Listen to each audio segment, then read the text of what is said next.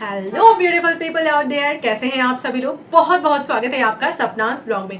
ये जो हमारी छोटी सी फैमिली है ना, ये बहुत इंपॉर्टेंट है क्योंकि ये एक दूसरे से कनेक्टेड है और एक दूसरे के साथ अपनी प्रॉब्लम्स शेयर करती रहती है, जिसके सॉल्यूशंस मिलते रहते हैं। क्योंकि आप सभी लोग देखिए कमेंट्स में बहुत एक्टिव रहते हैं और अपनी प्रॉब्लम्स को बताते रहते हैं, जिसका आंसर देकर मैं आप लोगों को सेटिस्फाई करती रहती हूँ। तो हमारी ये जर्नी बिल्कुल ऐसे ही चलती रहे, इसके लिए ज़रूरी है कि आप इस चैनल को सब्सक्राइब कर लीजिएगा और वीडियोज़ अच्छे लगेंगे तो उनको लाइक ज़रूर कर लीजिएगा।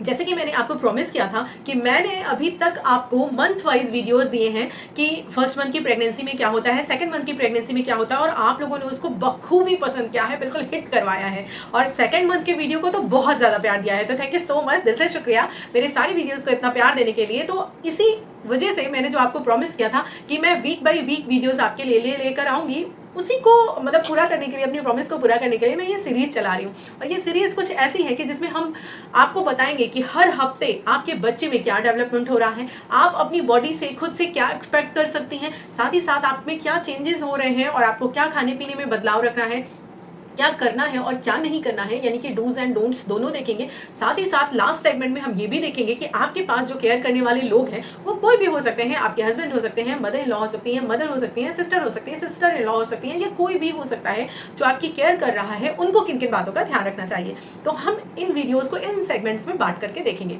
तो चलिए स्टार्ट कर लेते हैं। सबसे पहले आज मैं आपके लिए 2 वीक्स को एक साथ उठाऊंगी, यानी कि वीक नंबर 1 और वीक नंबर 2 दोनों को हम साथ लेकर चलेंगे। क्योंकि एज सच हम जिसको वीक नंबर 1 और वीक नंबर 2 समझते हैं और जिसको डॉक्टर्स वीक नंबर 1 और वीक नंबर 2 समझते हैं, दोनों में बहुत ज़्यादा डिफरेंस है। जी हाँ, बहुत ज़्यादा डिफरेंस है। देखिए, जब आप जाते हैं डॉक्टर से, बोलते हैं डॉक्टर मेरे पीरियड्स मिस हो गए, आप यही तो बोलते हो, डॉक्टर मेरे पीरियड्स मिस हो गए, तो डॉक्टर चेक करके आपको बताते हैं कि आप प्रेग्नेंट हो। तो जब आपके पीरियड्स मिस होते हैं तब आप समझते हो कि वो मेरी प्रेगनेंसी का पहला महीना है। यही समझते हो ना आप कि जब मेरे पीरियड्स मिस हुए हैं तब मेरी प्रेगनेंसी का वो फर्स्ट मंथ है और फर्स्ट जिसे बोलते हैं वीक है। बट माय डियर नहीं, वो आपकी प्रेगनेंसी का 5वां वीक होता है। जी हाँ, वो आपकी प्रेगनेंसी का 5th वीक होता है। तो एक्चुअली आपकी प्रेगनेंसी स्टार्ट कब से होती है? हमारी प्रेगनेंसी इसके 1 महीने पहले से स्टार्ट है, यानी कि लास्ट जब हमारे पीरियड्स आए थे और खत्म हुए थे तब से ये प्रेगनेंसी स्टार्ट होती है जर्नी। क्योंकि एक लड़की की जो बॉडी है, जब पीरियड्स आते हैं तो उसकी बॉडी फिर धीरे धीरे न्यू सर्कल के लिए तैयार हो जाती है और वो हम कंसीव कर पाएँ इसके लिए एग जो है वो रिलीज करना स्टार्ट करती है आफ्टर पीरियड्स। तो वही समय होता है जब हम कंसीव कर पाते हैं। तो स्टार्टिंग के जो 2 वीक हैं, वो 2 वीक तो आपके ऐसे हैं जिनमें आपको पीरियड्स हैं या फिर आपके पीरियड्स जस्ट अभी खत्म हुए हैं। मान लीजिए हम 1 तारीख को लेकर चलते हैं, 1 से 7 तारीख के बीच में आपके पीरियड्स आते हैं, तो ये आपका फर्स्ट वीक हो गया, ठीक। और इस दौरान कुछ लोगों का मानना है कि प्रेगनेंसी कंसीव हो सकती है और कुछ का मानना है प्रेगनेंसी कंसीव नहीं हो सकती है। तो एक्चुअली ये दोनों ही बातें सच है। पीरियड्स के टाइम में भी कुछ लोग रिलेशन बनाते हैं और नहीं बनाते हैं कुछ लोग, लेकिन पीरियड्स के लास्ट टाइम में बनाए हुए रिलेशंस के जो स्पर्म है, जैसे कि मैंने आपको बताया स्पर्म की क्वालिटी है, अभी तो नहीं लेकिन बहुत सारी वीडियोस में बताया है कि स्पर्म की क्वालिटी ये है कि वो 4 से 5 दिन तक आपके अंदर जीवित रह सकता है। और वहीं एग के साथ ऐसा नहीं है, एक सिर्फ 24 घंटे तक जीवित रहता है। यानी कि एक लड़की जो है वो सिर्फ 24 घंटे तक एलिजिबल होती है एक जिंदगी डालने के लिए, ठीक है, कंसीव करने के लिए। और जो स्पर्म है वो 4 से 5 दिन तक जिंदा रहता है। तो अगर मान लीजिए हमने लास्ट टाइम पर जो है वो अपने पीरियड्स के लास्ट टाइम पर रिलेशन बनाया है और उसके बाद जो है हमारा जिसे बोलते हैं, मान लीजिए एग जो है वो बाहर आता है, बाहर रिलीज होता है और वो जल्दी हो जाता है, जिसकी सर्कल छोटी होती है। जैसे मान लीजिए किसी किसी की सर्कल 22 दिन की होती है, 24 दिन की होती है, तो जिसकी सर्कल 22 दिन की है उसका कंसीविंग डेट भी पहले होगा, उसकी जो विंडो है, जो फर्टाइल विंडो है, वो भी पहले बनेगी। तो इसकी वजह से अगर वो लास्ट टाइम में रिलेशन बनाते हैं तो ऐसे चांसेस होते हैं, ऐसा सुना भी गया है, देखा भी गया है स्टडीज में, कि वो लोग जो है वो कंसीव कर जाते हैं। तो ये आपका फर्स्ट वीक माना जाएगा। तो फर्स्ट वीक को हम ये मानकर चल रहे हैं कि फर्स्ट वीक में आपके पीरियड्स आते हैं और ये आपके पीरियड्स का लास्ट टाइम पीरियड होता है। इस समय आप कंसीव नहीं करते हो, आपकी बॉडी प्रिपेयर कर रही होती है। आते हैं सेकंड वीक पे। सेकंड वीक क्या है? सेकंड वीक में कुछ लोग कंसीव कर जाते हैं, इन द सेंस उनके अंदर प्रोसेस स्टार्ट हो जाता है। हम ये नहीं कहेंगे कि आपके बच्चेदानी में आकर बच्चा चिपक जाता है, ये प्रोसेस तो अभी आगे चलकर होगा, लेकिन अभी क्या है, अभी वो प्रोसेस स्टार्ट हो जाता है, यानी कि एग रिलीज होने का काम स्टार्ट हो जाता है। और अगर वहाँ पर स्पर्म है और एग रिलीज हुआ है और एग को रिलीज होकर आगे आने में 3 से 4 दिन का समय लगता है, 3 दिन का, तो उस समय आने के बाद जब दोनों मिलते हैं तो क्या है, कंसीविंग प्रोसेस स्टार्ट होती है। तो इस टाइम पीरियड को हम अपने फर्टाइल टाइम पीरियड में रख सकते हैं, जबकि ये हमारी शॉर्ट विंडो है, यानी कि शॉर्ट आपकी सर्कल है तब।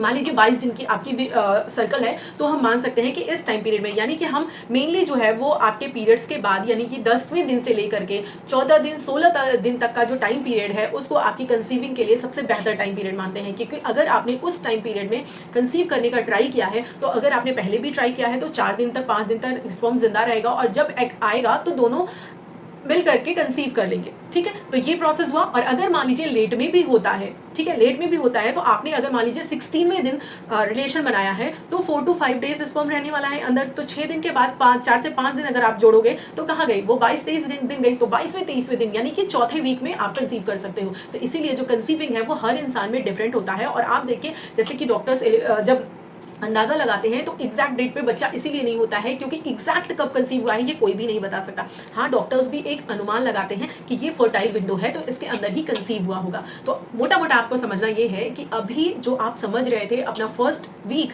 पहली बात तो वो आपका 5th वीक है, ये आप समझिए। यानी कि जब हमारे पीरियड्स मिस होते हैं तब हम कंसीव कर चुके होते हैं, तब हमारा बच्चा आकर के गर्भाशय में ठहर चुका होता है, वो हमारा 5वां हफ्ता होता है। ठीक है, हमें लगता है वो हमारा पहला हफ्ता है, लेकिन नहीं, उससे भी 2 हफ्ते पहले हमारे नन्हे मुन्ने ने वहां पर अपनी जर्नी स्टार्ट कर दी थी, यानी कि तीसरे हफ्ते या दूसरे हफ्ते से। तो ठीक है, वहां पे वो प्रोसेस स्टार्ट हो गई थी, लेकिन हमें फील होना कब स्टार्ट होगी, जब हमारे हार्मोन्स पीक पर जाएंगे और ऊपर जाना स्टार्ट होंगे, तो हमारी बॉडी में चेंजेस होना स्टार्ट होंगे, तो हमें जाकर कहीं 5वें 6वें और 7वें हफ्ते में फील होना स्टार्ट होगा, वॉमिटिंग होगी, तरह तरह के बदलाव हो सकते हैं हमारी बॉडी में, हमें कुछ कुछ खानों से स्मेल आ सकती है, वीकनेस फील हो सकती है, फटीग फील हो सकता है, ठीक है, फ्रीक्वेंट यूरिन की अर्ज हो सकती है। तो ये सारी चीज़ें आपको तब होंगी। तो अभी क्या है, आपको ये समझना है कि पहली बात तो आप ये कैलकुलेट करना सीखिए कि आपका पहला और दूसरा वीक कौन सा है। तो आपका पहला और दूसरा वीक तब था जब लास्ट आपके पीरियड्स आए थे। आई होप यहाँ पर चीज़ें क्लियर होंगी और अब आप समझ पा रही होंगी और डिफ्रेंशिएट कर पा रही होंगी कि हमारे बच्चे की जर्नी कब से स्टार्ट हुई है और कहाँ पर है।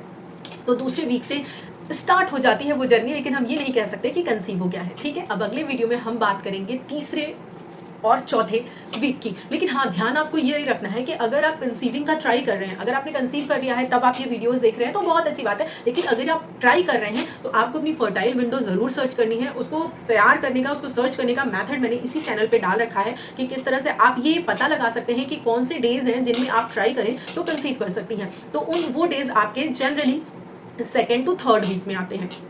आज हम 2nd वीक को डिस्कस कर रहे हैं, अगले में 3rd वीक को डिस्कस करेंगे। ये 2nd और 3rd वीक ही सबसे ज़्यादा इंपॉर्टेंट होता है जब आप फर्टाइल होते हो, जब आप कंसीव करने के लिए सबसे ज़्यादा आपकी बॉडी प्रिपेयर होती है। ठीक है, तो मोस्टली केसेस में 2nd और 3rd वीक में ही कंसीव होता है। तो इस समय आपको ट्राई करना है। अगर आपके पीरियड्स जैसा अभी खत्म हुए हैं तो आपकी फर्टाइल विंडो स्टार्ट हो जाती है, अभी आपको 2nd और 3rd वीक तक ट्राई करना है। लेकिन माय डियर, अगर मान लीजिए आपको ऐसा लगता है कि हाँ, आपने सही प्रोसेस यानी कि सही जो भी तरीका है फर्टाइल विंडो का अपना चुनने का वो आपने अच्छे से चुन लिया है और अपने ट्राई कर लिया है, तो आपको 4th वीक में ट्राई करना बंद कर देना है। हालांकि ऐसा सबके साथ नहीं होता, लेकिन कुछ केसेस ऐसे भी देखे गए हैं कि बच्चे ने कंसीव कर लिया है, यानी कि बच्चे इन द सेंस हमने कंसीव कर लिया और बेबी पेट में आ भी गया है, यूट्रस में बेबी है, लेकिन कई बार 4th वीक में रिलेशन बनाने के कारण मिसकैरेजेस हो जाते हैं। हालांकि उसके पीछे और भी बहुत सारी चीज़ें जिम्मेदार हैं, लेकिन ऐसी चीज़ें भी देखी गई हैं। इसीलिए जब भी आप डॉक्टर के पास फर्स्ट मीटिंग में जाओगे तो डॉक्टर आपको सबसे पहले यही बोलेगा कि 3 महीने तक आपको रिलेशनशिप में नहीं आना है। ठीक है, यानी कि आपको इंटीमेट नहीं होना है। तो इस दौरान आपको ये ध्यान रखना है कि अगर आप ट्राई कर रहे हो तो आपको फर्स्ट